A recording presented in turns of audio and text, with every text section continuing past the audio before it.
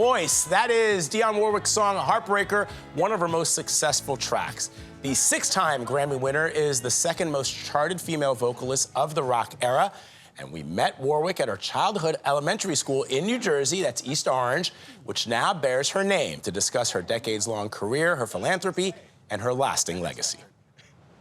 This is the school register from 1947, 1948, and there you are. There I am. Among the graduates of the Lincoln School in East Orange, New Jersey, Marie Dionne Warwick is one for the books. It says Marie Warwick. That's right. Which is your real name. And so it's fitting that today, it's now called the Dionne Warwick Institute. She was born into a musical family. The Drinkard Singers, which was my mother and her siblings. It was almost as if it was preordained. You're born into this family. This is what you're gonna do. Just lift him up, save him up. And at 6 years old, her grandfather, a minister, called her up to the pulpit to sing.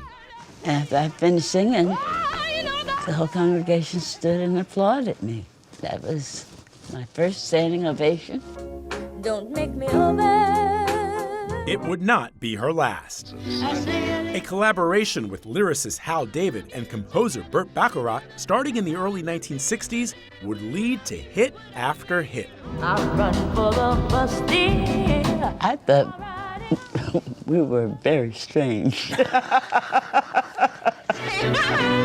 Why did you think that? Because of what we were doing musically. And nobody else is doing that kind of stuff. If you see me walking down the street, Nobody sings 5 different measures in 5 different time frames. But I do. Why? It was something that I found quite refreshing. walk on by. You're competing neck and neck with the rock and roll British invasion types. Yeah. All of a sudden, even those who were in the quote-unquote rock and roll era started listening to Bacharach David Warwick. Including the Beatles. We were kind of pioneers. Rather than you jumping into what they were doing, they were listening to you, and then all of a sudden right. Paul and John were like, we gotta do... You gotta do that. Yeah, exactly. She garnered her first Grammy Award in 1969. That same year, she met Elvis Presley while performing in Las Vegas. Her aunt, Cissy Houston, mother of Whitney, I want to try something. was a member of the King's backing group, the Sweet Inspirations. Oh my God, was he pretty. Like, oh my God, hello. And he says, I'm gonna make an announcement tonight at my show that anybody that goes into a record store and they see any Dionne Warwick album, you will find a photograph signed by me. I sold more albums in Vegas than I've ever sold. What do you get when you fall in love? The hits kept coming over the next decade, even as other artists covered some of her old tracks. From Isaac Hayes to the Queen of Soul. How did you feel about other artists recording the music that you had made famous? It got to the point where I understood, or I began to understand, what a compliment that is. You didn't know at first? No. What you doing singing my stuff? You know? Then, in the early 1980s, she was one of the first stars to call attention to the AIDS epidemic. We were losing so many people within our industry. I wanted to find out, what can we do about this? Never thought I'd feel this way. She decided to pull a few of her own friends together for a good cause. I ran into Elton. I ran into so many people in the grocery store. You did not run into Elton John in the grocery store. I did. I did. And I said, Elton, what are you doing tomorrow? I'll be on your side. Gladys Knight and Stevie Wonder joined them to record a version of That's What Friends Are For, Oh, that's what friends are for. a charity single which to date has raised millions of dollars for the American Foundation for AIDS Research. Keep shining. At 83, Warwick has stayed as relevant as ever. I'm so excited for you that I'm here. From starring in a 2021 sketch on Saturday Night Live and earning the title Queen of Twitter, reaching new generations with her biting wit. You're quite saucy on That's Twitter. the only way that they'll listen to me. There's this mural that was painted here. But for Warwick, home is where she wants to make the most profound impact. You've continued to give back to this. Oh, absolutely. But so many in these classrooms that are filling their heads with hope and joy and peace. There are millions of people all over the world who will play your music and they feel like they can get up and face the day. I've been fortunate enough to carry messages of hope, inspiration, love, joy, a couple of tears here and there. As long as vocal cords function the way that he wants them to function, it'll be there.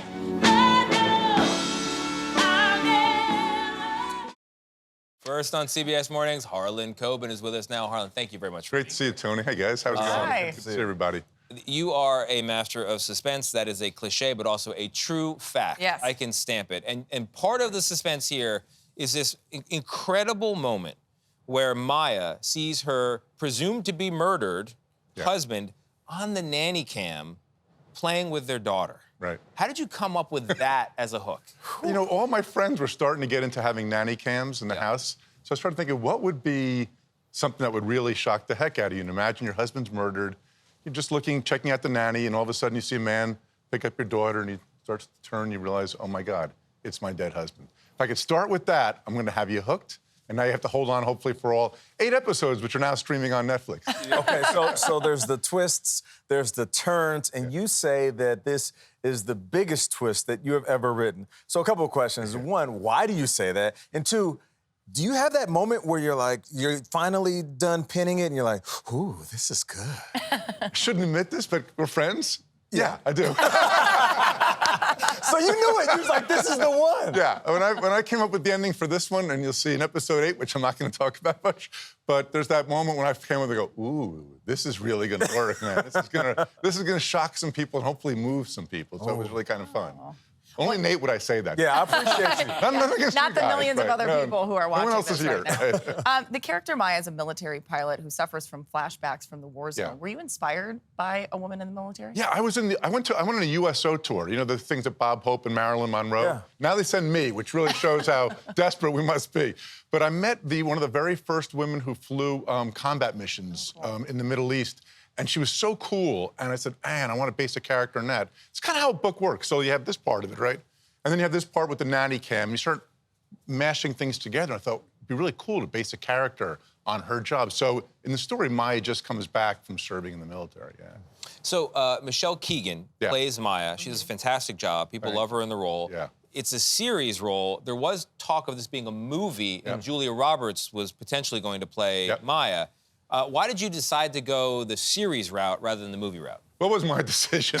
Hollywood's a funny animal, but it was really, Julia was great, and we tried to make the movie. It just didn't work out. And so when I signed my deal with Netflix, Netflix got the rights to it, and we said, let's make it into a 8-part series. One of the problems sometimes is you try to condense this really twisty story. I mean, every episode ends on a huge twist into an hour and a half or 2 hours. Sometimes things get lost. So in this case, we were able to expand a little bit. Yeah. Now, you dedicated the book in 2016 to your daughter, Charlotte.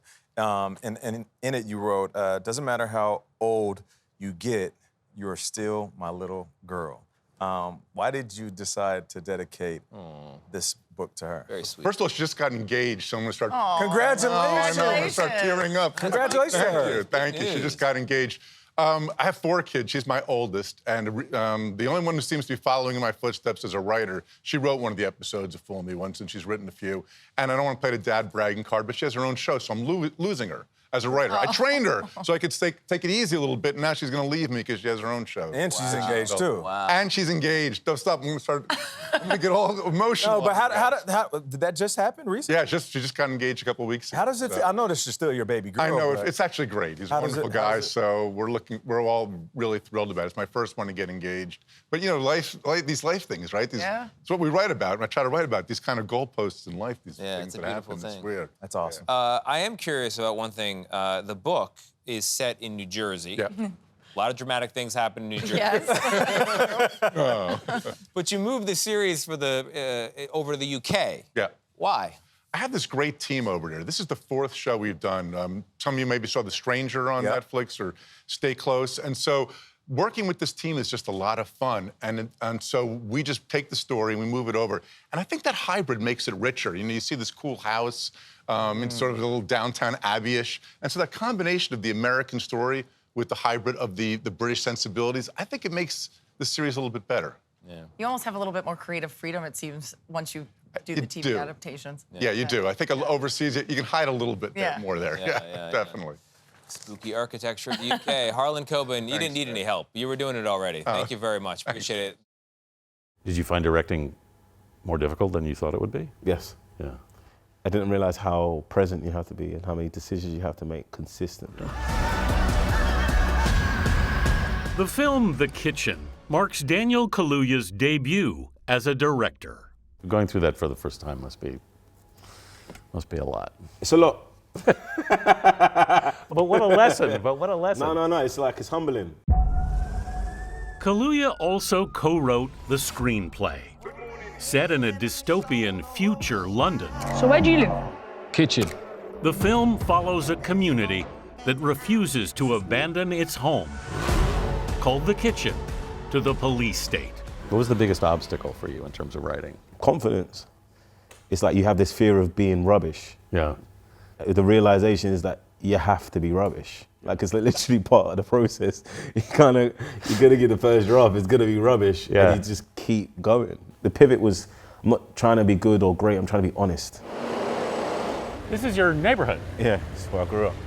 Kaluuya was raised by his Ugandan-born mother in London's Camden Town.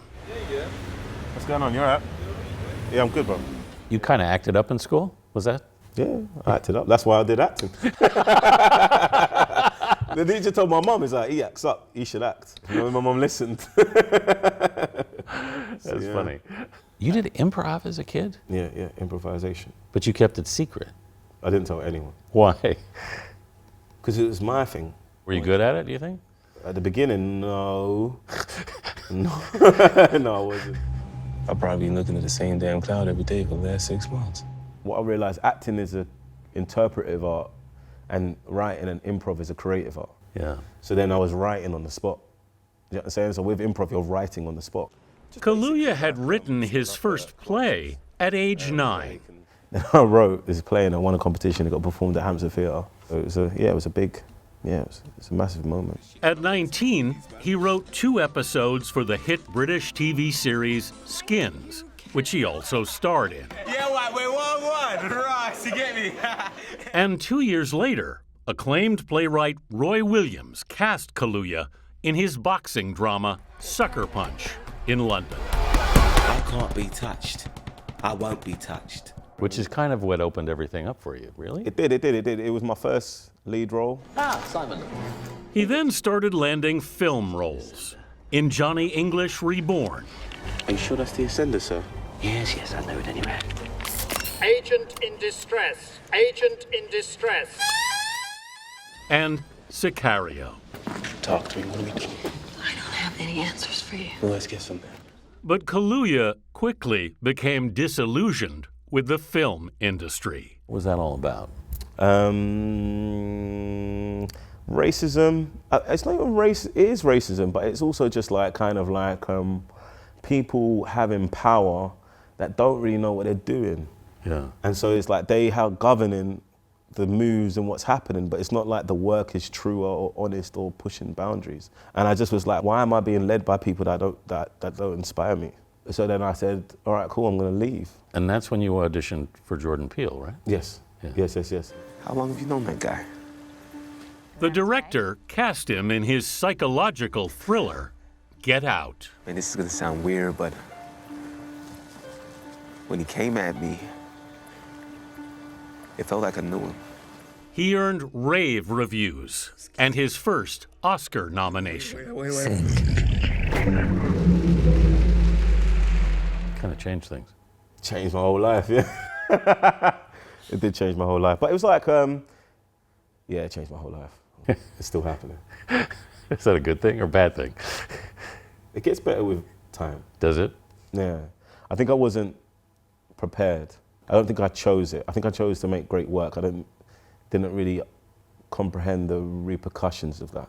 Yeah. In terms of my visibility and how people might be interested in my life. It led to roles in Black Panther, Queen and Slim, What if they kill us? Don't say that.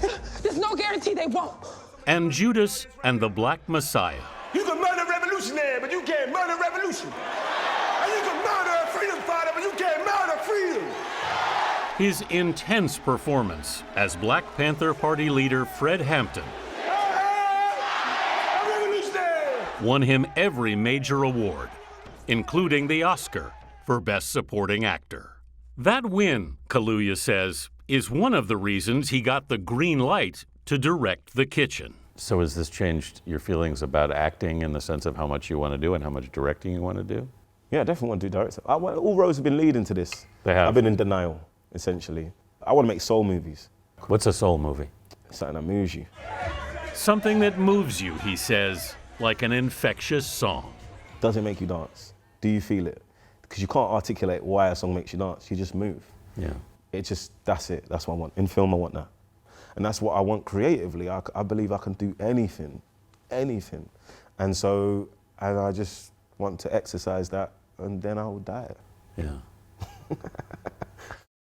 Alexandra Hayes Robinson joins us now. Hello, Alex. Morning. We're so glad to see you. Thank you so much for having me. So briefly tell us how this started. Are you just sitting at home one day? Well, somebody asked you a question. What happened? It's a great question. First of all, I'm a writer, and I think it even took me a long time to be able to say that. I am a writer, but I've always wanted to be a published author. And about a year ago, I decided that I was going to stop just wishing that someone would pluck me out and make me a writer, and I was going to start taking action to make that happen. So I figured if I want to be a best-selling author one day, it would be helpful to start building an audience of people to share my work with and who hopefully would find value in my work. And as one does, I downloaded TikTok and started making videos on the same themes of things that I was writing about. And so were you just talking about your own life? Is that what happened? Yeah. People started asking you questions? Exactly. The first video to ever really resonate with people was about when I was ready to move in with my boyfriend of 3 years, and he was not yet ready to move in with me. We've now been married for 3 years. That's worked out, yeah. But that's a story where I think a lot of people on social media would say red flag, dump him, break up with him. But I showed another perspective, how different people move at different rates. And I'm so glad that I didn't just dump him. Yeah. People that follow you say you are compassionate, you're kind, and you're a truth teller. You also have a very unique. You seem to be talking very fast to me. At one point, I thought, is the thing on? And I'm not knocking it. I'm just wondering. They increased the speed of the video. Yeah, no, I did wonder that. Do you do that on purpose or no? That's just my natural speed, especially when I'm excited about something. Yes. The speed thing is funny. Some people will tell me I speak at the perfect pace for their brain. Others will intentionally slow it down. Yeah. I'm figuring it out as I go. Yeah. Well, it's working. Yeah, it's working. And as we can tell, you're excited to be here, so thank you for that. Yeah. You say that sometimes the best advice is hard to hear. And you might want to tell somebody something, and you know it's going to be difficult for them to digest. Do you ever have a problem with that? And how do you tackle that?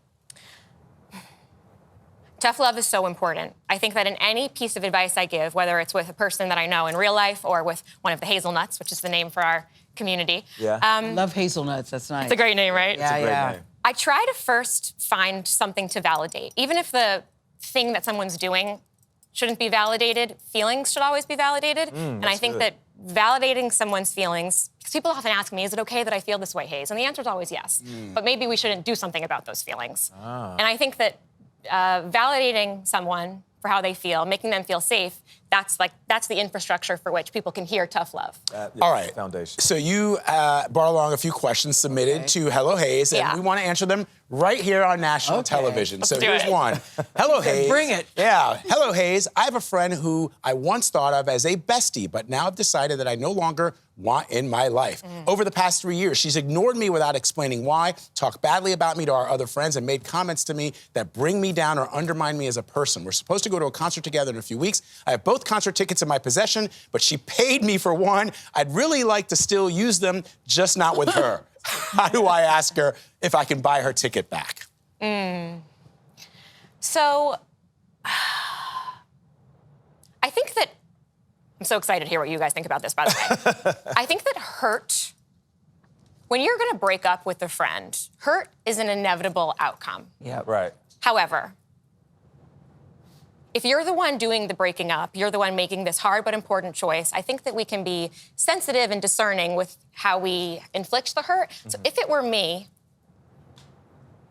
I would probably have this tough conversation, you know, hey, this friendship is no longer, I don't know if I'd say it exactly like this, you're getting me live, but the friendship isn't working for me anymore. Yeah. I know we have this concert coming up. I'm happy to either give you the tickets and pay you, you know, get my money back for my ticket or vice versa. I wouldn't just say, I'm breaking up with you, now give me There's a way to do it. What qualifies you to give advice? Is it because as a kid you were always very wise beyond your years, or you just operating on your life experiences? Because I love both of those this things, and I think that I am a really good listener. Yeah. And I think that listening is the most important skill in giving good advice. Alexandra Hayes Robinson, thank you so much for joining us. I think we're hazelnuts. We are hazelnuts. So are you. When he writes, I read, because he is the man. Adam Grant, what's up, man? Wow, that's very kind of you. I'm going to try to live up to it today. No doubt about it. So let's just jump right in. What's your advice for people who are looking to unlock their potential in 2024? Well, I think the place I would start is to say we often underestimate ourselves. We think we're the best judges of our own potential because we know ourselves better than anybody knows us. Right. But that makes it impossible for us to be objective and neutral. So one of the best things you can do to start the new year is to go to people who know you well and ask, what should my resolutions be? And how can I unlock my hidden potential? Wow, that sounds like an invitation for some potentially awkward conversation. Mining for gold, as you might call it in the book. You don't have to follow all the advice you get, but you want to hear what the patterns are. And these are people who know you well. Ideally, friends, family members, close colleagues. You've got this concept of a mistake budget. What is that? How does it help? Well, the idea is that we learn more actually when we make mistakes than when we do things right, because then we end up scrutinizing what went wrong and it really sticks in our memory. So if you never fail, if you never make a mistake, it often means you're not stretching beyond your strengths and you're not challenging yourself enough. So I think we should all set up an expectation that we're going to do one or two things every year that will fall short. And that way we're better able to bounce back and forward from it. All right, we'll fail more. I like that. I can get behind that for sure. No doubt. What's your take on this idea that people feel stuck? You know, especially when we're approaching this place of new beginnings and hopefulness and joy. What do you tell people who are thinking about making a move, but they're not sure and they feel a little stuck? I think the best research I've read on that says that when people get stuck, they often hesitate to go backward because they don't want to give up the gains they've made. But empirically, people end up, before making a leap, typically making a dip. We actually get worse before we get better. And that's often because we have to go back to the drawing board and try something new. And we're not going to be good at first. And I think we have to be willing to give up some of that progress in order to make a bigger gain over time. Can you give a quick example of that? Yeah. What you talk about in your book? An easy one is just typing. A lot of people will type by hunting and pecking. Right. And at some point, you just max out on 30 or 40 words a minute. If you want to get better, you have to learn to touch type and memorize the home keys. But at first, you're going to be slower. And at some point, then you'll speed up. In chapter 4, Transforming the Daily Grind, it stood out to me as a former athlete, and now that I have two boys that are 19 and 17. And you went in it talking about Brandon, the trainer for Steph Curry, and how his approach to training is making practice fun, a little bit different with these incentives. And I have to read this because it really spoke to me. It said, in Brandon's form of deliberate play, the person you are competing with is your past self. The bar you are raising is for your future self. You are not aiming for perfect. You are shooting for better. How do you help people transform the daily grind? Because the monotony of waking up every day and doing the same thing it breaks people. It does. That's a huge problem. A lot of people burn out from it. And even before that, they get to what psychologists call bore out, where they're literally just bored out of their mind with the repetition. So what you want to do is look for variety. I think in Steph Curry's example, what you have are a bunch of different skills he wants to build. And you create little games out of those to say, okay, I've got a minute to score 21 points. And different spots in the court are worth different amounts. And the great thing about that is then he's got a target to work toward. And if he's just competing against others, then he can win without improving. Whereas there, he's actually tracking his skill progress. Got you. So I think we all need those little games in our daily life. Adam, I'm very curious about your history as a diver, competitive diver. And you say it was very important in teaching you lessons about hidden potential. But first, I want to show what you put on Instagram not that long ago. This is Adam Grant, the diver. What do we got here?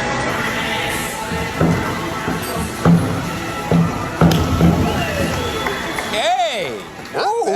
Long retired. Long retired. I mean, let's unlock some hidden potential here. Is it going to be Adam Grant, Olympic team 2020, whatever? Never. Is that because you raised the bar? Is that because you raised the bar? No, didn't have the talent for it. So the bald head is for the aerodynamic flips and tricks into the water. You know, you never lose the ability to do that, but I can't jump as high as I used to. Let me ask you this before we go. You talked about taking a break, which I feel like is very important. We don't know how to. We don't know when to. What do you recommend for people that are just grinding it all the way through, and sometimes they take a break when it's too late? Yeah, I think the research on this suggests that even 5 to 10 minute breaks make a big difference. So a lot of us are obsessed with okay, I'm gonna take the 2-week or 6-week vacation. That is not enough because all you're doing then is recovering from burnout and going back to the same situation that was exhausting you in the first place. You have to build in proactively regular breaks into your day in order to maintain your energy. Almost like commercial breaks. Yeah. I knew that. I see what you did there. That's funny. I knew that was coming. Okay, and we're gonna head to one of those in just a bit. Adam Grant, thank you so much. We are very thrilled and excited to say that Beverly Johnson in Vogue is here in our studio. Hello, Beverly Johnson. Hello, everyone. Hello. Thank you so much for that introduction. No, we're so excited to have you here. Can we just go back to that moment? We've been showing the cover all morning. Yes. Did you know when you took the picture that you were going to be on the cover? Do you remember this? Well, in those days, you never knew if you were on the cover until you were on the cover. So I literally got that phone call in the morning and said, by Wilhelmina, you're on the cover. I said, what do you mean? You're on the cover of Vogue magazine. Wow. And I just took off. I did put on my shorts, and I ran down to the, to the newsstand to get it. So you don't get an advance copy to take a look, none of that kind of stuff. You don't get anything, but also you have to pay for it, and I didn't have any money. Okay. Oh, But I wow. wanted to take the cover home, and I said I'd be right back. He said, yeah, right. Typical New York. You couldn't convince him this is me? I wouldn't even But look at that face, Beverly. When you look at that face, your face back in the day, what do you think? Put the cover back up. There it is. There it is, yeah. What do you think when you look at her? When I first saw the cover, I said, wow. And it's pretty, too. You know what I mean? Because you never knew back in then days whether it's going to be pretty or a little, off. No, I really love it. I'm so proud. And I was trying to think of what am I going to do for the 50th anniversary of this cover? And I said, my one-woman show. We had started in West Hollywood. Then COVID came, and so we did it in Palm Springs, where I live. People loved it. And I said, that's what I want to do. And so when he called 59 East 59th Street, Joshua Ravitch, my partner in this, he also did Carrie Fisher's Wishful Drinking. He's a master at one people's show. Anyways, they said, Beverly Johnson is New York. Are you kidding? Yes, we want to. I was like, I never had anybody really just accept that. They don't know. Just like that. Just like that. Yeah. And so that's why I'm here. You are aware that you're Beverly Johnson. No doubt about it. And listen, at the time when you were trailblazing, maybe you didn't know that you were opening doors, but when did it sink in that you were creating a way for inclusivity and diversity? It was when I got a PR agent, Salters. They were like with the cigars and everything. No, you don't have anything to talk about. And then finally, when the cover came out, he said, yes, we want you as a client. And it wasn't until I was interviewed and said, how does it feel to be the first black woman on the cover of Vogue? I said, I am? Oh, you didn't even know that. That's when it hit you. You didn't even know that. But a lot hit me, the responsibility. I literally went and studied this whole thing about racism and this, I was born and raised in Buffalo, New York. And we grew up in an all-white neighborhood. But of course, there's black people everywhere. But I didn't know the depths of that. I used to watch the civil rights movement on my black and white television. That's why I wanted to become a lawyer. Wow. So the whole thing kind of collided. And did you feel pressure? None. None, no. I felt like, I'm a competitive swimmer. I can handle it. Did you feel prepared? Yeah, I wasn't prepared, but I'm a student, so I got prepared. I found out, what it meant and who are the great photographers. It was just a lesson in fashion and photography and the ballet, the opera. Right. And as you sit here today, Beverly, you feel what? You're feeling pretty good. You have a one. I feel amazing because I have 4 delicious grandchildren and 2 bonus I could cry. When people come up to you and say, wait till you have grandchildren, I say, I can wait. It's true. Yes. It is the most delicious time of my life. Gayle, is it true? It is true. It is true. What is your grandmother name? I'm curious. What do your grandkids call you? They call me Softer. I'm soft and I'm tough. But I found out that I'm more soft than tough. And I don't know how they found that out. But it's just the best time of my life. I love taking over for my daughter, Anansa, who's getting married to Matt Barnes.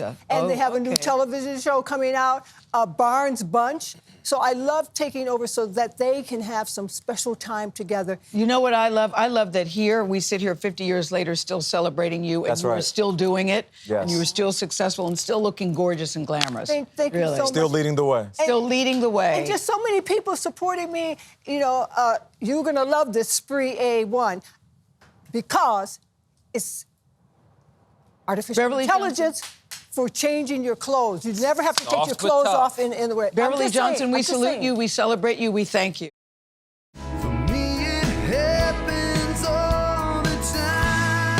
Charles Kelley has seen the highest highs as 1/3 of chart-topping country trio Lady A. How many Grammys is it? 1, 7. 2, 3, 4, Yeah, 7. I know. But Kelley says behind the scenes, his relationship with alcohol was taking a turn for the worse. I remember joking, everyone with buddies, I was like, yeah, I'm definitely a functioning alcoholic. And I said, I know I'm going to have to stop at some point, but that's not today. And that was always kind of my little joke. It was like, that tells you, I kind of knew. Kelley says his bandmates Hillary Scott and Dave Haywood knew too. I think it was about, gosh, it might have been about 5 years ago now where Dave and Hillary had set me down. It was the first time that they had really, we would have shows where like, hey man, you might have had a little too much to drink that night. Or I was like, okay, well, has it affected how hard I work? Has it affected the shows? And what did they say to that? I think it was more just, I'm worried about you. And to me, I think, if I remember correctly, it was more about how I would speak to them when I was drinking. I'd be very dismissive, very quick. There was never any physical stuff, but very emotional and verbal, just, I think, outburst. I could recognize that was alcohol-induced for sure. Kelley also revealed how his wife Cassie said that his drinking affected their 7-year-old son, Ward. Cassie would tell me some stories about how little things that Ward would say that I didn't even know he was noticing. Daddy's talking a little funny. Or, you and Daddy y'all argue a lot. But just to hear Ward said, Daddy's talking a little funny. What did that do to you when you heard that? That crushed me. So little, things like that just, he's the most important thing in my life, hands down. No, you said that you had tried to quit before. Yeah. But you have never tried this way. What was the difference between what you did before and what you did this time? Well, I'll admit, I went to a rehab facility for a month, and you had never done that before. Oh my gosh, I was scared to death. I'd had several people and several therapists suggest it, and I said no. I will never, ever go into a rehab facility. I was like, that's for people that wake up in the morning and, they're in the sidewalk. Yeah, they're pouring up, you know. And what I've learned is there's degrees of alcoholics. I think that's one of the things too that I want to even share is like, just because you're not living on the street or you're not waking up in a bush, like some stories you may hear, it can get there, and it can get there really easily. And it's like no one that starts drinking just, starts at the top. It's just this gradual thing. And so, but for me, putting the tools in. What are your tools? A lot of meetings. I go to a lot of group meetings with other alcoholics, and I've got a case manager. I'm not even ashamed to admit it. I've got this little device I blow in every morning and every night. And it's not even for me. It's for my wife. It's for the band. It's for everyone else to know, because I think Are you checking alcohol then? Yeah. And so slowly but surely that has built the trust back that eventually I think that won't be a necessity. We asked Cassie to join the conversation to discuss the journey she learned is just as much hers. One thing that I was shocked about when he was in rehab and I went out there for family week, and one of the first messages you receive is, you're gonna have to do just as much work here. And I remember being so mad. Thinking, I don't have an issue. Well, right, like you did this. And now I have to do all of this work too. But the truth is that, they call it the family disease of alcoholism, and it affects every person in that family system. So I could have chosen not to do the work, but then I have to live with the way that I've been affected and unhealed. So whether Charles and I were in a marriage or not, whether I saw him again for the rest of my life, I still had to deal with what I had gone through. Why did you stay, Cassie? I know you love him, but why did you stay? Sometimes love isn't enough. Well, I don't think love is always enough. I mean, I think a marriage is built on a lot more than just love. But I think ultimately when I thought about, well, we have a 7-year-old who is either going to be in my home all the time, or he's going to be half the time in a home with his dad where I have no idea what's happening in that environment. And in order for me to take myself out of his life every day, it just never got to be that bad. Until it just is, and that's kind of where we were leaving Greece. Charles describes what happened during that trip. Basically, we had gotten an argument, and I just turned my phone off in a, middle of nowhere and just took off and stayed up drinking with all these random people I didn't know, That you didn't know. And and just literally woke up she woke up at 7, and I called her and went to sleep. Oh, because he didn't come home. Yeah, he Wives don't disappeared. like that. No. But we had got in an Yeah, argument, wow. and I had one of those moments where I just was like, I'm so sick of being told what to do. And I turned off the phone, and I didn't realize I had eight of my friends looking for me all night. Cassie says that was almost the beginning of the end. The next morning, I said, you need help. You have to deal with this. And he said he knew. And he made a plan with his manager and he flew directly from Greece to treatment. But at that point, I thought I was fully flying back to the U.S. I was going to meet with a divorce attorney. That was it.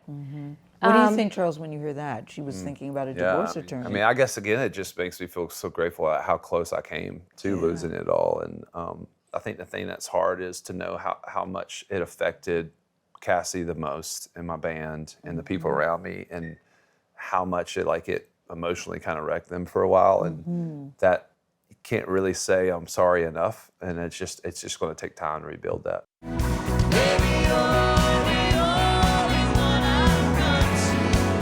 Charles Kelley's road to recovery includes therapy sessions with his group.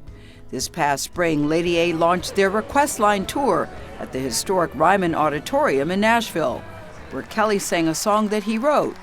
It's called As Far As You Could.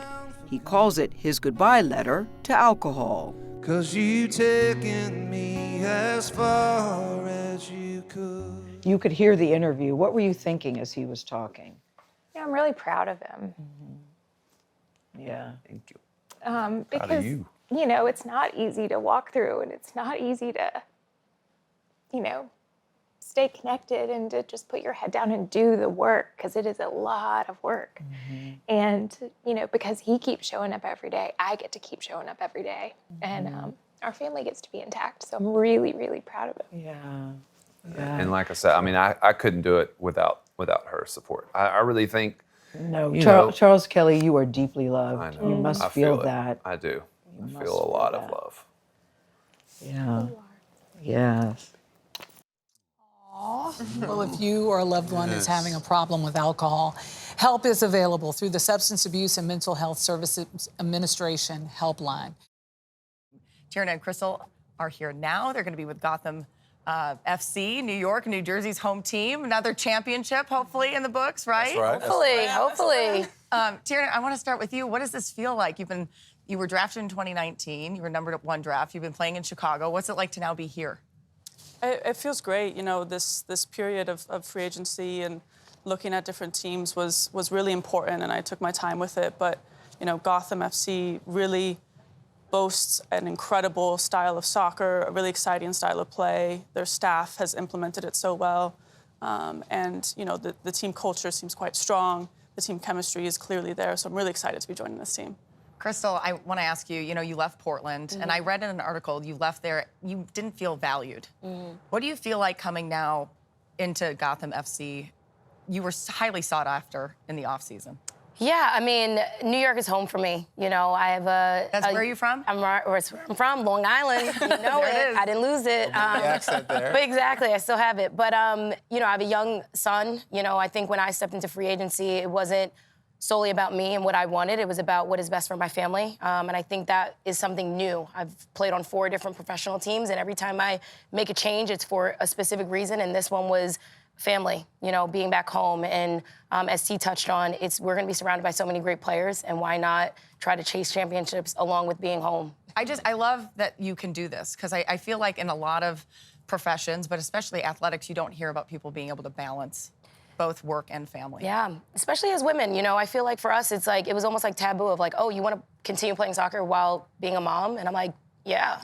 I think I can do it, so I'm going to try it, you know? And I was surrounded by a lot of support, so to me it was like, you know, it takes a village to really raise a kid and to really feel like you can be your best self. I'd be lying if I said that I'm here today because it was just solely me. It's like I have an amazing husband. I have a lot of teammates that, I mean, T knows I'm like passing this baby off like, listen, catch him, you know? So it's like you really need everybody around. So, and it's been a really great journey. I mean, what are teammates for? They're built-in babies. Right, you know what I'm saying? They didn't ask to do that, but I'm like, listen, you have no choice. Yeah, teamwork makes the dream work.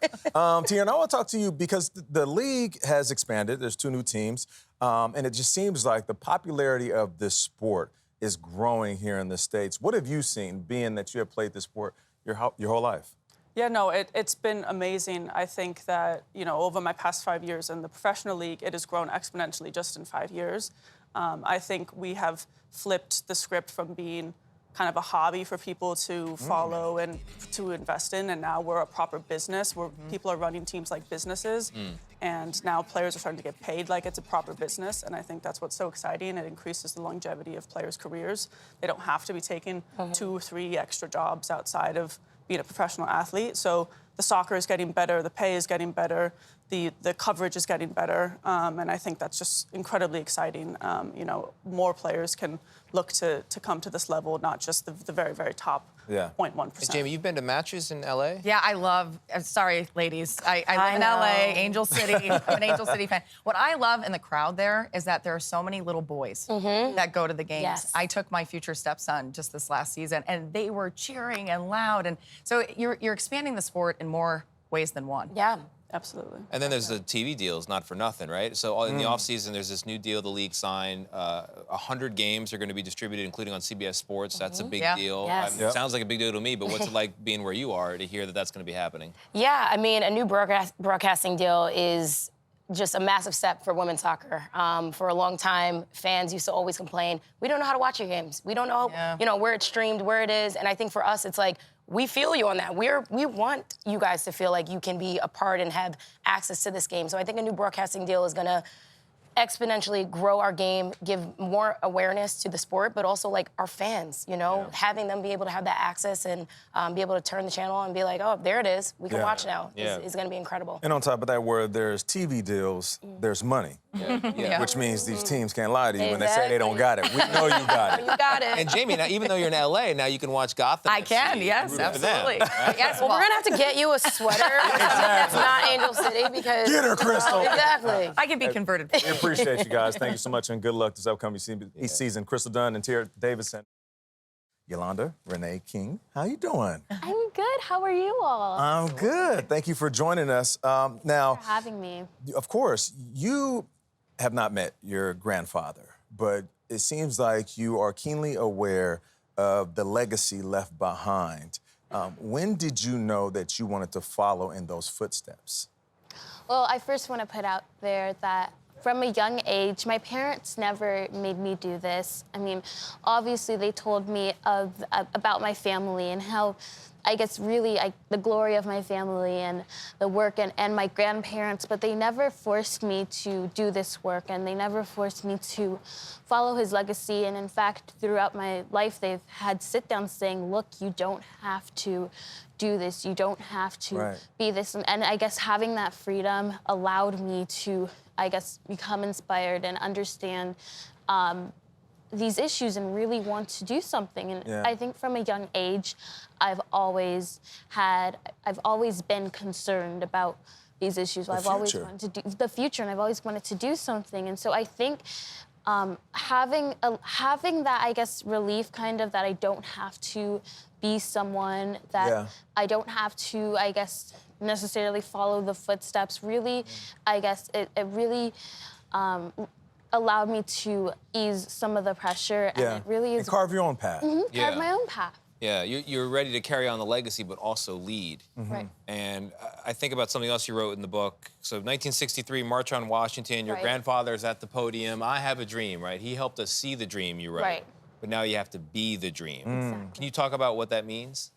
Well, I think that throughout my grandparents, I really think that it's important to include grandparents, but throughout my grandparents' life in general, I feel like they helped us to identify the dream. They shared the dream with us, and that serves as a blueprint.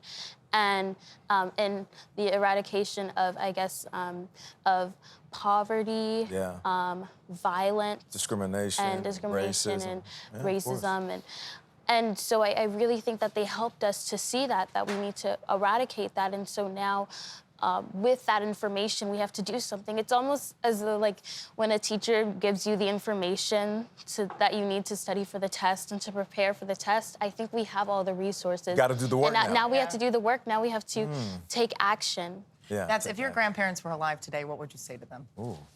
Well, I think I would first start off with an apology, and I think, well, What do you mean by that? Yeah.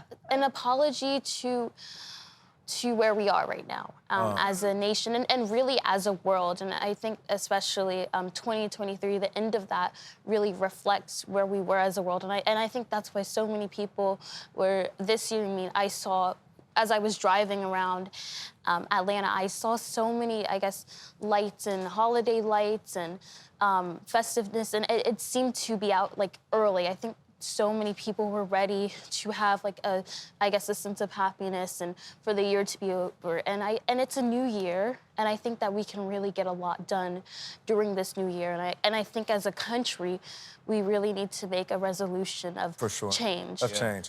Now, earlier you mentioned that it's important to acknowledge both your grandfather and also Coretta Scott King, and you acknowledge her in the book. What do you want people to know about her? Well, I want people to, I think that a lot of times in history, people really forget about how much of a role she played in the movement and how really influential, she was. And a lot of people don't know this, but actually prior to the beginning of my grandfather joining the movement, she was a part of the peace movement, which took places on college campuses in the 40s. And she was the one who actually got my grandfather involved in the movement and who encouraged him to be involved in the movement. When they first met, they talked about the movement. Yes, and so she was really involved. And I think that a lot of people perceive my grandmother as the wife of Dr. King and eventually the widow of Dr. King. And they also don't realize that after his death, how much she did to really keep King alive. I feel like if there was not someone like her behind, I guess, his legacy and keeping the dream and keeping his message and spreading the message throughout the world, I don't think, well, we wouldn't have a King holiday. And I feel like that the presence of my grandfather would have been gone with For sure. She wasn't the woman behind him, she was the woman next to him. Exactly. Yolanda, thank you for joining us. Thank you so much. And I love that necklace, little CBS Mornings. That's right, a little sunshine. Bringing the sun. Little Christmas present. For sure.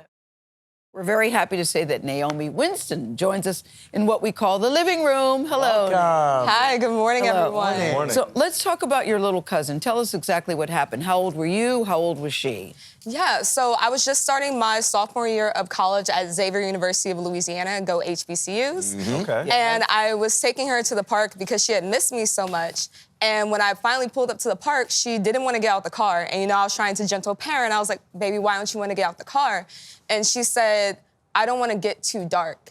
And it was towards the end of summer, and... How old was she then? She was around 7 then. 7, and she was aware at 7. That shocked Yes. you, huh? Yeah. It shocked me, but it also brought back so many of my own feelings of inadequacy about my skin color that I didn't outgrow until I was 18 and at my HBCU. And I knew at that moment that I didn't want that for her. I didn't want her to wait 11 years to feel like she belonged in a space. And so what did you decide to do? What was your thinking, yeah? So that happened in September of 2019. I published my first coloring book, Black Women Are the Future, in November of 2019 with no graphic design experience and curating images from hundreds of women. Because you do the illustrations. I do all the illustrations. And no graphic experience. No, I actually hand drew the first 20 pages of the coloring book and learned how to use an iPad afterwards. And what's your message here, Naomi? What do you want people to get out of reading your books? You know, it's conveniently on my jacket, which is everything has a purpose and you are everything. And a big piece for me is helping Black and brown kids find a sense of belonging, because I always say I don't create coloring books, I create opportunities to be seen and to see others. Because I like to say that we create portals of representation for Black and brown kids, but also portals of understanding for those not a part of those communities in order to learn more about other cultures and educate themselves. And usually you'll see coloring books, they're filled with cartoon characters or fictional ones. You use real people. Yes. And you do that intentionally. Yes. Why? I always say that I didn't want kids to look up to characters. I wanted them to know that these are real people who have gone through these similar experiences that can relate to what they're feeling. And it's a community. It's about creating communities through coloring books. Can I ask you about something that you said? You didn't want your little cousin to feel the way that you felt when you were younger. Tell me about your experiences and why you felt it was so important that the next generation not be in the same mindset that you were in. Of course. I grew up in a small town called Thibodaux, about an hour southeast of New Orleans, so deep south. And I remember coming home from summer camp and someone commenting like, oh, you got really dark. You shouldn't go outside for the rest of the summer. This was somebody Black. This was somebody Black. It was someone That's what's so interesting about it. Yeah, Yeah, and I'm your just own like, community, yeah. And it really made me realize, seeing her and seeing how much that affected me long term, even years later. And it was my decision to be like, this stops with me. And it's not just about my little cousin. It's about all the kids her age, all the people our ages who haven't had books that look like them. And so it was my dedication to center myself in being able to help communities tell their stories and represent kids growing up in this society. And now your dream would be to get this in schools all around the country? Yes, my goal. How are you doing that? Yeah, so we do digital licensing, we do custom books. We've even done a lot of books with Native American organizations to represent their communities. So we help teachers integrate our works into their classrooms and also work with youth organizations and different communities to tell their stories as well. So what's your pitch, Naomi, when you go to the schools and say, you know, we should work together because... Yeah, in a day and age where they're banning a lot of books. Yes. Well, my pitch to schools is I'm gonna help your kids get back excited into learning by these tactile, hands-on learning tools that look like them. Because there's no question that social emotional learning and DEI are growing industries in the education market, and we hope to fill both of those needs and also encourage kids to believe that they can be the change in the world that they wish to see by showing all the other people that have done that. You are a young businesswoman. Real quick, what advice do you give to any young people out there that just want to start something? I always say that I am the accumulation of everyone in my life that believed that I was capable of doing something great. Ooh. And I also say that whatever weight that this holds, here and for now, I believe in every child that tells me what they want to do, and to help everyone to find their purpose, because there is something every one of us can do to make the world better. This wisdom that you have. How old I know, are you now? yeah, you're 19, right? You're 19. Checking. I'm 23 now. You're 23. I got 4 years Because I'm like, now. 23 going on 50. I have been told I'm old-spirited. No, you've already got the wisdom. And did you know that everything has a purpose and you are everything? That's right. That's right. Yeah. I love your I shirt. echo that. Yeah, I love your shirt. What a wonderful Bravo, message. Naomi. Bravo Bravo. to you. Thanks Yes. for coming on. This is such an important... Oh, man, I love this conversation. Thank Yeah. you, Naomi Winston. We appreciate you. Oh, boy. Cord Jefferson is here. Welcome, welcome. It's Thank so you great so to have much. you. Thank you for having me. I wish we could just run the whole movie. I know, because we're so understand. excited. I was too. laughing at the funeral. Like, Oh, my gosh. throughout the funeral, just in I can't say who the funeral is. Yeah, we're not going to give it yes. away. But look, let me just first set this up, because you say that the movie came out. You wanted to write this movie. You wanted to direct this movie because there's a real poverty. This is you talking. There's a real poverty of imagination when it comes to people's perception of what Black life looks like. And there's a scene in the movie. Do you guys remember when Monk is sitting there and that fictional cable channel is showing Black movies Yes. for Black Story Month? Yes. And it's Antebellum, and it's Precious, and it's New Jack City. So we're talking, gunfire, drugs, unwanted pregnancies. That's what people think when they think of Black stories. And that's why you wanted to tell this one. Yeah, absolutely. When I was working in journalism, I worked in journalism for about 8 years before I started working in film and television. And toward the end of my journalism career, I published this article called The Racism Beat that was about how my job on a weekly basis had become somebody coming to me and saying, do you want to write about Trayvon Martin getting killed? Do you want to write about Mike Brown getting killed? Do you want to write about X Black person getting killed? And it just felt like there was this revolving door of misery that my job had become. And then it felt like, on top of that, what can I write about this that I didn't write about it the last week that this happened, or the week before, or that Frederick Douglass wasn't writing about hundreds of years ago, right? Like, what can I contribute to this conversation? So when I started working in film and television, I was excited because it felt like, finally, I'm working in the world of fiction. We can write any story we want to write about Black people. We can write about Black people on the moon. We can write about Black people riding dragons in the underworld, whatever. And lo and behold, it wasn't long before people were coming to me and saying, do you want to write this movie about a Black teenager getting killed by the police? Do you want to write this movie about slavery? Do you want to write this movie about a crack dealer? And it just felt like, oh, even here, even in a world of fiction and fantasy, there's still such a rigid limitation as to what people think Black life looks like. And that, to me, just was, was something that I wanted to try to speak about. You call this a little movie that could, and I think that's because I hadn't even heard of it until about a month ago. I'm curious about your strategy and when it was finally greenlit, what that meant to you. When they greenlit it I started crying in the meeting. That's Tears? I started crying in the meeting. Why? Because I had been rejected so frequently in TV. I tried to get a TV show made for about 6 years. I had sold multiple shows and developed them to different stages. And they've always pulled the plug at the last minute. Right before I found the book, 2 months before I found the book that I adapted, Percival Everett's Erasure, I'd come very, very close to getting a show on the air, and at the last minute, they'd said no. And so I was feeling pretty creatively adrift, and then I found this book, and it changed my life. Yeah, but you said, but the little movie that could, because what is your strategy here? I mean, it's a type of thing that I hadn't even heard of it until. Yeah, I think that we just really wanted to focus on word of mouth. I think that we really wanted to. And that's what's going to sell this. We came into Toronto, the Toronto Film Festival, very quietly. There was a lot of people who had never heard of the film. We didn't put out a trailer or anything beforehand. And we just started to build momentum after that first screening, and we ended up winning the Audience Award at the Toronto Film Festival. No, and your cast. Can I just say about your cast? Tracy Ellis Ross, Sterling Kane Brown, Issa Rae, Leslie Uggams. You said you sent them the script expecting them to say no. That doesn't sound like you're confident in the thing. I'm going to send this to you, but you're probably not going to do it. Look, one of the reasons I'm a writer is because I'm deeply insecure. and so I think that just comes with the territory of being an artist sometimes. But yeah, Jeffrey Wright was my first choice for the film, and when we got him, I was confident we weren't going to get anybody else that I wanted. And lo and behold, it was like Sterling, Leslie, Eric Alexander, Issa, Tracy, and it just started. The dominoes started piling up. And I think that's people keep asking me, how do you get this tremendous ensemble for your first movie?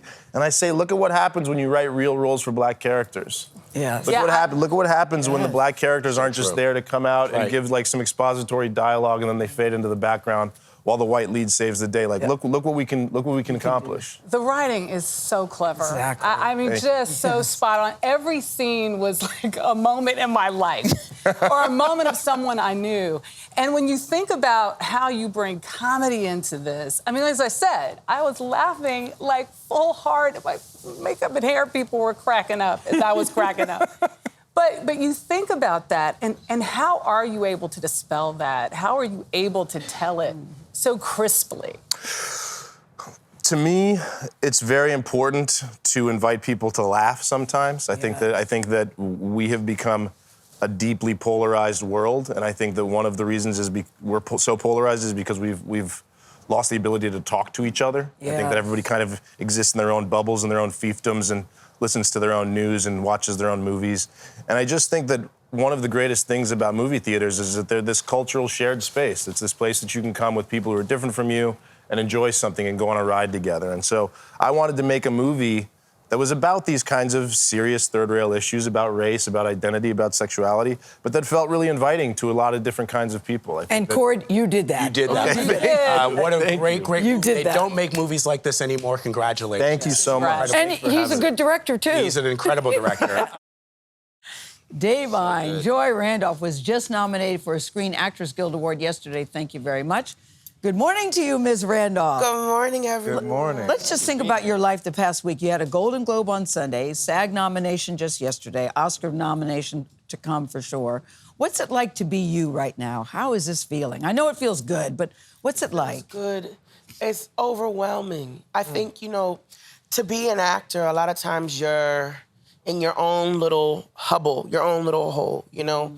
There's a lot of hours of restless nights where you're staying up trying to figure out strategy of like, what do I need to do with my career? And I started in theater, I started here in New York. So a lot of it was me honing and building my craft and like, you know, just like putting in the time. Yeah. So to have this moment, it's beyond, I never expected any of this. And so I'm just trying to take it one step at a time and getting the advice from others. Yeah, you're on the a best that I rocket, man. can. Let it keep soaring. You talk about your character, Mary, that it made you feel seen and changed your life in many ways. What do you mean made you feel seen for the first time? Because I think, you know, I was very privileged to be in a production with a renowned and well-loved director who is focused on making the average person in the everyday seem somehow special.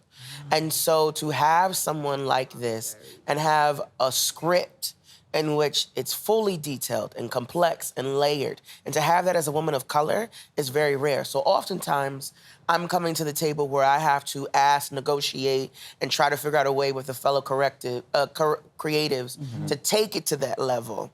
To get a script and it starts there, you're just like, oh my goodness, this is now shown up in a place where it needs to be. So it felt again like that hard work and setting forth that work ethic for myself is beginning to make a difference. To pay off. Yeah, and that people know, like, you gotta be right. No doubt. Before I get to my question, I have to say, what you're wearing, the nails, the hair, I know. laid, you look absolutely stunning right now. Thank you so much. Getting back to the film, your character deals with loss. Yeah. Where did you draw inspiration from? I mean, unfortunately, grief and loss is something that everyone has to deal with. Yes, unfortunately. So my own life, observing how grief showed up in some of the people that I know, family members. Yeah. But in particularly, I focused on how it showed up in the Black women in my life. And the biggest thing that I saw across the board is that women, but Black women in particular, have this beautiful and uncanny ability, almost like a superpower, where in the midst of their trials and tribulations, if they don't want you to know, you won't know at all. And if anything, they operate at a higher level of efficiency in order to cover it up. That's deep. Of what they're actually going through. That's and true. so that was something that I really wanted to capitalize on. I wanted to capitalize how she's able to be a nurturer to other people in the lack that she's getting herself. And how her being of service to other people is, unbeknownst to her, healing. And filling a wound. I think it's so beautiful that three broken people can come together and heal and make a difference in one another. And I think that's a beautiful message that I hope doesn't get, you know, skipped over because I think a lot of times people think they have to have it all together and be whole. And it's like, no, you can just show up as yourself. You are enough. Yeah, this and that movie. can fill in the blanks. God, yeah. you described it so well. It was three broken people. And you're so good in it. And Thank you you. mentioned earlier the director coming up with this role came to you with the role, right? So it's nice to get a phone call as opposed to have to go audition. Yes. You were picked out for this. Yeah. One thing that I was reading, and I was wondering about this when I watched it, you clearly are really cooking in the movie. Yes. What was that like, and what was that decision like? So when we had the Well, you must know how to cook. I do. Yeah. And I love to cook. And it's like also therapy for me too. And I like cooking for people as gifts. I like when people are sick, I like to cook for people and stuff like that. And so when we were having the initial conversations, I was like, okay, listen, so I see in the script, there's cooking happening. And I was like, it's important to me. And also from the script, you can read and can tell.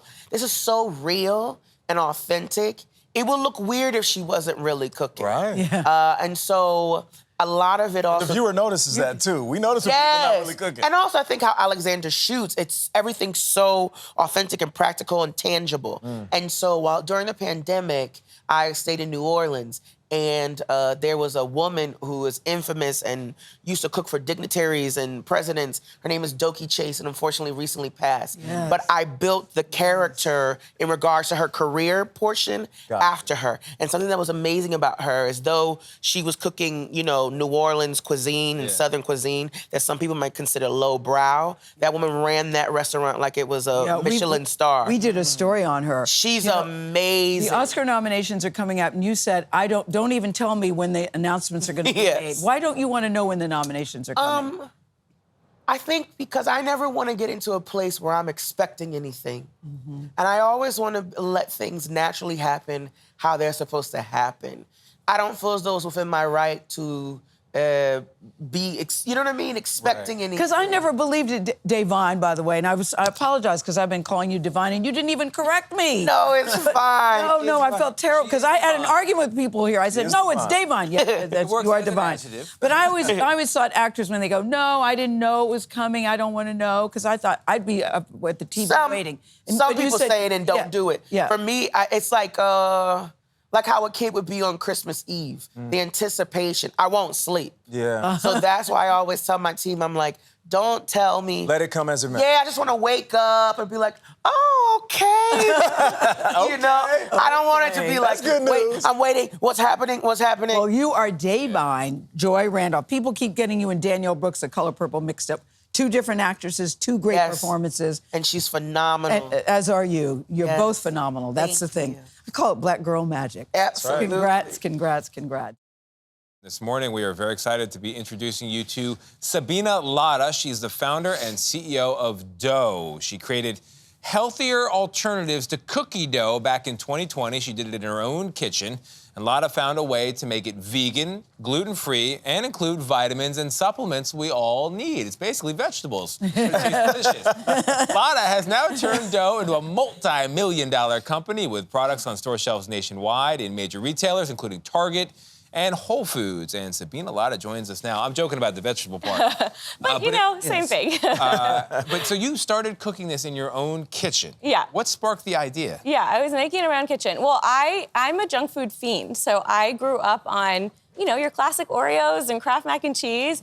And my dad ran a gas station when I was younger, and we spent so much time there that I would always get to pick a sweet snack and a salty snack. So I just loved these nostalgic snacks like cookie dough and donuts and Nutella.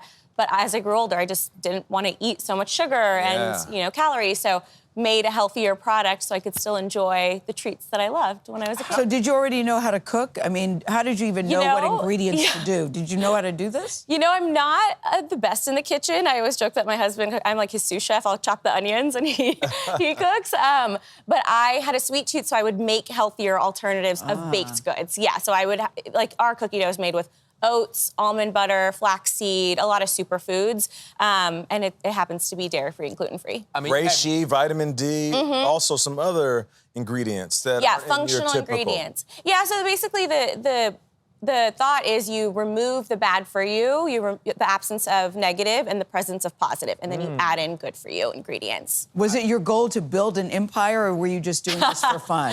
Well, because I think this is extraordinary what you've done. Yeah, I mean, if you had told me I'd be chatting with you guys 3 years later, I don't know that I would have. Like, what was your background? What was your job before you did this? What were you doing? Well, I have a deep background in food. So I was at PepsiCo, at Frito-Lay, and then I was at McKinsey in consulting, and then I was in venture capital and startups. So it's kind of you saw a lot behind the scenes from a business perspective. Exactly. I always knew I love sweet treats, but I always knew I wanted it to be a big business. Guys, enough. I feel like a dog with a treat on its nose. Okay, Tony, okay. Trying to get over it. Come on. Okay, you brought some stuff for us to try. I did, yes. Walk us through it a little bit. I know. It's the morning, so This the is a donuts will be perfect. donut. That's a cinnamon sugar donut. Yep, everything is 25 to 40% less sugar and lower carbs. So the donuts are great for the morning. I have them with coffee or as a little pick-me-up throughout the day. And then we've got some chocolate chip cookie dough, our space brownie, which is really reminiscent of those brownies you would have as a kid. It is good. And then our Better For You Nutella, which is about 50% less sugar than Nutella. I want to try birthday cake. So you literally want us to eat it out of the jar, or? You can eat it out of the jar, yeah. So everything is dairy-free and gluten-free. So you can, most consumers like to eat it out of the jar, but in the wintertime, a lot of people bake it up into cookies. So you can actually bake it? Oh, you can really use it. Yeah, 8 minutes in the oven, super quick, and you can make little I like the portions of everything. Yeah. You can make little portion controlled sizes if you need to. You know, what I've noticed over the last handful of years, maybe a decade, is that we see people that are younger and younger starting, creating, and building businesses. Yeah. There's so many people that are watching right now. What advice do you give them? They're sitting at home, they have a great idea, and they just need a little motivation. They don't know what to do. Yeah. What do you say? I would say test and learn. So that's... Test and learn. See if something sticks. If it doesn't, then you can iterate on it. But if you don't try it, you won't ever, if it just lives in your brain forever, you won't ever really get to see it through. So we have a slightly different products than when we launched. So if you just have that test and learn mindset, you know, it'll take you pretty far. Now, you were on Shark Tank and you wore a pink suit. What was the problem with that? Very same color. What was the deal with that? Of your dress. I got a lot of criticism on my pink suit. So it was a blazer and it was shorts. And, you know, there were people that said maybe it wasn't appropriate for, pitching. And we were able to create a brand story around it. And it actually ended up being really empowering. Yeah, I was going to say, I hope that didn't upset you. No, it did. I would say for the first, call it like 2 weeks, I was pretty distraught about it. Long I was like, time. should I have not worn that? You know, was it inappropriate? But after It was not inappropriate, number one. But go ahead. And you kind of take back your power. So being able to speak about, you know, the feminism and women in business and negotiating and, you know, getting investors, like being able to tell that story really, it helps me get over it. Yeah. All the haters, you should tell them, go to the store and get brand new. Yeah. And also tell them that's the way the cookie crumbles. Sabeena Ladha, thank you so much. We appreciate you. Jordana Abraham joins us only on CBS Mornings. Thank you so much for being here. Thank you for having me. This is so great to be here. It's such an important conversation. And I think, you know, we were just talking in the green room. I know so many women struggling with this topic. A lot of people feel scared to talk about it. You dive right in here. You actually said, I cannot be happy until I'm pregnant.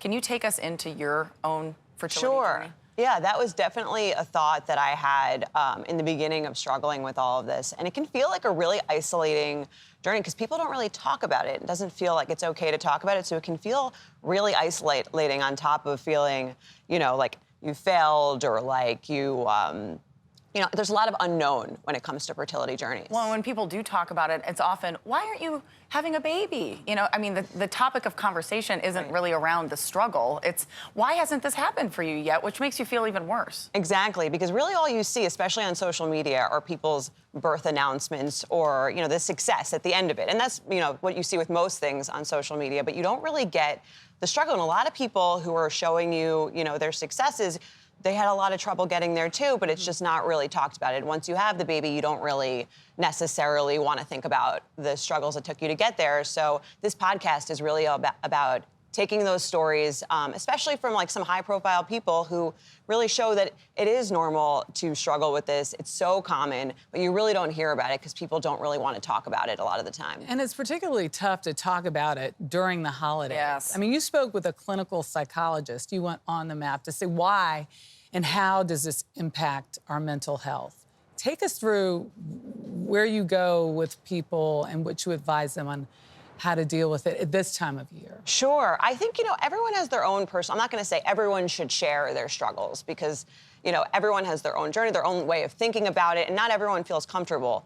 But people don't know that, so people ask you, and you're not really sure what to do. I would say that, I'm sorry.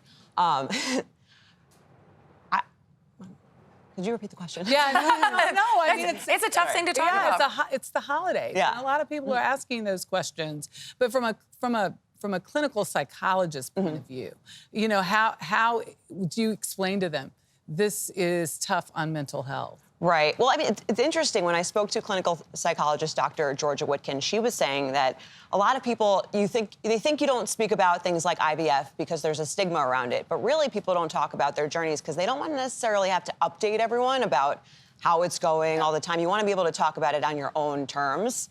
So I think just being really honest and just saying that to anyone who's maybe asking a question that you feel like overstepping, you could say, like, I'm struggling with this. I'd rather not talk about it. And most people will back off. Or, sometimes people will share their own struggles with you. And that, we found, I spoke to Erin Andrews, and she was saying she works with a lot of NFL players, and she works with a lot of men. And by sharing, she really heard the men's side of it. And you really don't hear that almost anywhere. Like, even for women, they're not speaking about it, but especially men. So I thought that was a really interesting conversation as well. I was going to say, I mean, it wasn't until we were blessed to become parents that all of a sudden I realized that I had friends and family members who were struggling with infertility and had never spoken about it to me. And if people aren't talking about it, I wonder what it's like even for... I was trying to ask Gayle about this. Why is it as men we're not aware with the difficulties and the struggles that families have with infertility? What have you learned doing this podcast? I think men, they're expected to struggle silently, or and it's tough because most of the time, not all of the time, obviously, but women are the ones who are going through it, their bodies. So they're not really sure what to do. They're not sure what to say. They want to be supportive, but there's not necessarily that many outlets for men. So that was also just like a really interesting conversation, opening up the conversation, not just for other women, but for men as well. We have people on the podcast. Brian Kelley is a single father who, went through surrogacy to have his own child. So there are men going through it too. And I think to just normalize that conversation really just helps anyone who's seeking parenthood in any way, shape, or form, because there are so many different roads to parenthood. And I think the more we talk about all of them and the more people who go through them tell their stories, the more it normalizes it and just helps people feel a lot less isolated in those struggles. Well, thank you so much, Jordana Abraham, for being with us. It's very important.